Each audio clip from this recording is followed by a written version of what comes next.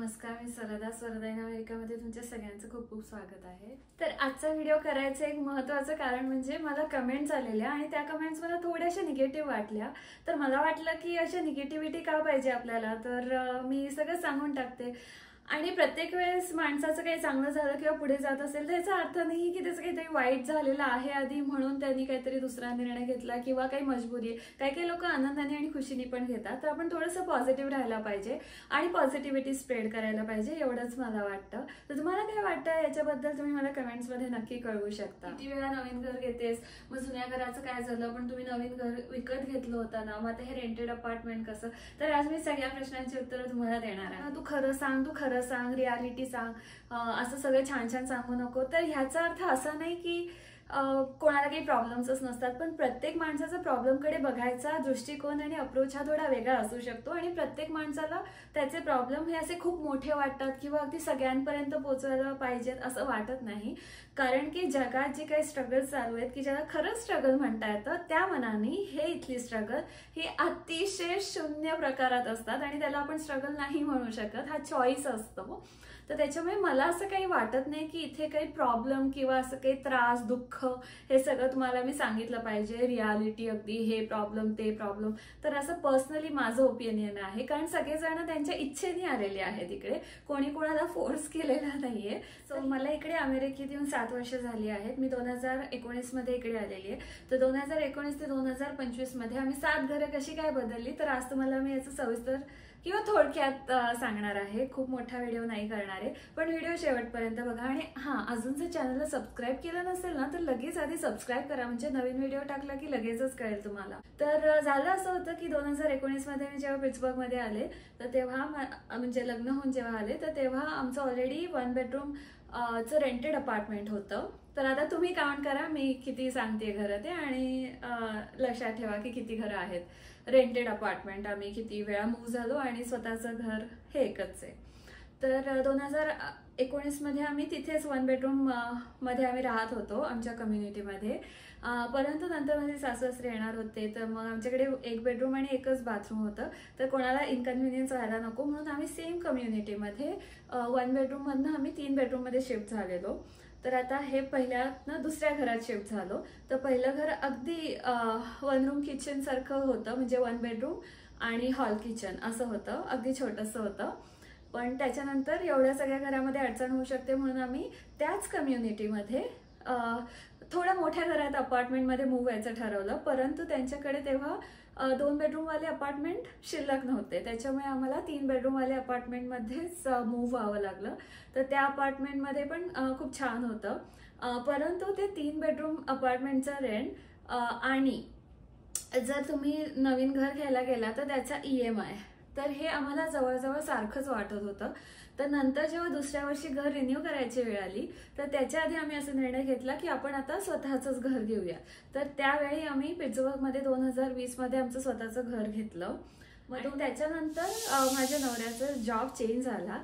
तर अमेरिकेमध्ये हे खूप असतं की आपण इकडे वर्क विजावर असतो, तर तुम्हाला सारख्या बेटर अपॉर्च्युनिटीज शोधाव्या लागतात आणि तुम्ही एकाच ठिकाणी जर खूप एकच काम करत बसला तर तुमचं करिअर रेझ्युमे सगळं एकाच ठिकाणी थोडा गोंधळ होतो। नंतर मग जॉब प्रोफाईल बदलायला, एरिया बदलायला किंवा करिअर चेंज करायला एवढा स्कोप राहत नाही। तर त्याच्यामुळे आपले जे H1B वाले किंवा वर्क विजावाले इंडियन लोक आहेत, तर ते जास्तीत जास्त सारखं तुम्ही ऐकत असाल की तो सारखा जॉब बदलतो किंवा काय, तर त्याच्या मागचं हे कारण असतं। आणि याचा अर्थ असा नाही की प्रत्येक वेळेस त्यांना जॉब गेलेला आहे किंवा काढून टाकलेले असं काही नसतं, परंतु त्यांना एक पण ह्याच्यामागे प्रोसेस खूप अवघड असते। 5-6 इंटरव्ह्यूज द्यावे लागतात आणि खूप अवघड असतात ते इंटरव्ह्यूज सगळे। तर ते जर क्रॅक केले तर तुम्हाला थोडा बेटर पगार किंवा बेटर अपॉर्च्युनिटीज मिळतात। आणि इथे असं कन्सिडर केलं जातं की जिकडे तुमचे हेडक्वार्टर्स आहेत किंवा कुठल्याही कंपनीचे जिकडे मेन ऑफिस आहे, तिथे तुम्ही जर गेला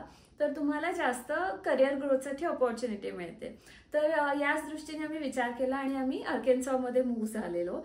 परंतु आर्केन्सॉ एकदम खेड आहे, म्हणजे ते राज्य आहे मोठं, परंतु अतिशय आम्ही ज्या शहरात राहत होतो बेंटनविलमध्ये, तर ते अतिशय खेडं होतं। तर त्याच्यामध्ये काही स्कोप नव्हता, काहीच नव्हता।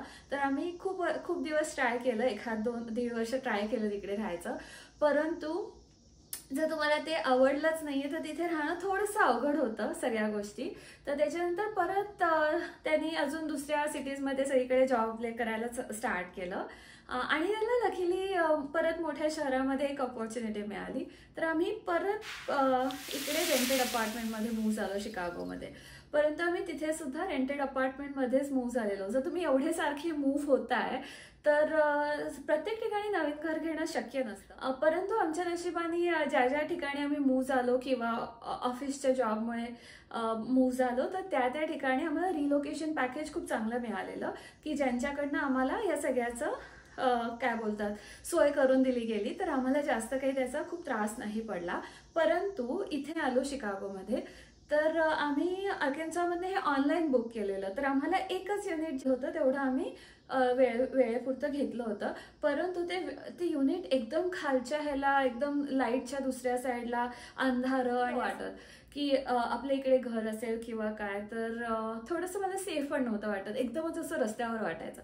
मग फायनली आम्ही इथे जे मी घरात आता जे बोलते अपार्टमेंट किंवा जे तुम्ही रेंटेड अपार्टमेंटची टूर बघितली तर ती या घराची आहे की जे आमचं आय थिंक 7वं घर आहे 7 वर्षातलं. परंतु आम्ही ही सगळी घरं नवीन नाही घेतलेली आहेत आणि ही रेंट केलेली असतात आम्ही घरं. तर रेंटचं तुम्ही एक वर्षाचं इकडे लीज असतं. 1 वर्षानंतर तुम्ही चेंज करू शकता किंवा जर तुमचा जॉब चेंज झाला तर तुम्हाला तुमची कंपनी जर रिलोकेशन पॅकेज देत असेल तर ती कंपनी तुम्हाला सगळं ट्रान्सफर आणि शिफ्टिंग सगळं करून देते. तर तुम्ही प्लीज एवढा विचार करू नका आणि जस्ट व्हिडिओ एन्जॉय करा. आणि पहिली गोष्ट म्हणजे मी माझ्या चॅनलवर कुठलेही पैसे मिळवायला किंवा व्यवसायासाठी मी हे व्लॉगिंग करत नाही. केवळ तुम्हाला माहिती मिळवायला किंवा माहिती द्यायला किंवा इथे छान कसं कसं असतं वेगळ्या गोष्टी बघायला हा केवळ यूट्यूब चॅनल आहे. तर ह्याच्यामुळे मी अगदी A to Z डिटेल सगळं अपडेटेड नाही ठेवत. आज मी हे केलं उद्या ते केलं परवा ते करणार आहे. पण येस पण जेवढं मला शक्य आहे तेवढं मला वाटतं की हे वेगळं काहीतरी दाखवायला पाहिजे. तर तेवढं सगळं मी या चॅनलवर अपलोड करायचा प्रयत्न करत असते. रेंटेड घराचं फारसं एवढं मेंटेनन्स नसतो पण स्वतःच्या घराचं खूप आपल्याला मेंटेनन्स खर्च आणि सगळ्या गोष्टी असतात बघाव्या लागतात. तर त्याच्यामुळे कुठल्याही नवीन शहरात गेलं तर पहिलेच नवीन घर घेणं एवढं योग्य वाटत नाही. तर त्याच्यामुळे हे रेंटेड घर आम्ही घेत असतो. जर तुम्ही तिकडे लॉंग टर्म राहायचा प्रयत्न केला आणि आवडलं तुम्हाला आणि तुमची सगळी गणितं वर्कआउट झाली की EMI किंवा जे काही रेंट आहे आणि ते सगळं जर तुम्हाला परवडत असेल तुमच्या बजेटमध्ये असेल तर तुम्ही स्वतःचं घर नक्कीच इकडे घेऊ शकता. आणि मी तुम्हाला जर खूप प्रश्न असेल की अमेरिकेत घर घेणं खरंच सोपं आहे का खूप अवघड आहे तर या सगळ्याचा मी एक वेगळा व्यवस्थित व्हिडिओ तुम्हाला करेन डिटेलसाठी. अमेरिकेत जॉब जात आहेत तर असे सगळ्यांचे जॉब जात नाहीत अमेरिकेमध्ये. तर अमेरिका हे खूप मोठा काय म्हणतात देश आहे आणि त्याच्यामध्ये खूप जास्त अपॉर्च्युनिटीज असतात. जरी एक जॉब गेला तरी दुसरा जॉब मिळू शकतो. परंतु थोडंसं आपल्याला पॉझिटिव्ह राहायला लागतं आणि आपल्याला नेटवर्क असायला लागतं. आपण कोणाशीही म्हणजे असं काय म्हणतात कॉलेजचे फ्रेंड्स किंवा त्यांचे फ्रेंड्स किंवा त्यांच्या ओळखीचे तर आपण कोणाशी डिस्कनेक्ट होऊन नाही चालत. कारण की इकडे नेटवर्किंगला साहजिकच खूप जास्त महत्त्व आहे. म्हणजे मी हे जे सांगत आहे जॉब किंवा इथलं जे मी बोलत आहे तर ते माझ्या ओळखीच्या किंवा माझ्या आसपासच्या लोकांबद्दल किंवा तर माझ्या आसपासचे म्हणजे आता माझ्या नवऱ्याला इकडे येऊन 11 वर्ष झालेली आहेत. तर त्याचं शिक्षण इथेच झालेलं आहे.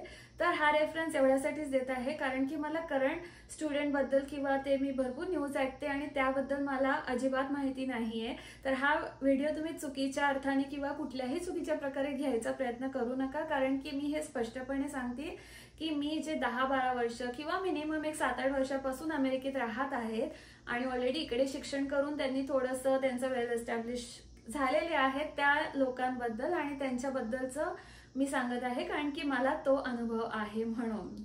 तर हा व्हिडिओ मी इथेच थांबवते. धन्यवाद आणि पुन्हा भेटूया पुढच्या व्हिडिओमध्ये. तोपर्यंत बाय बाय.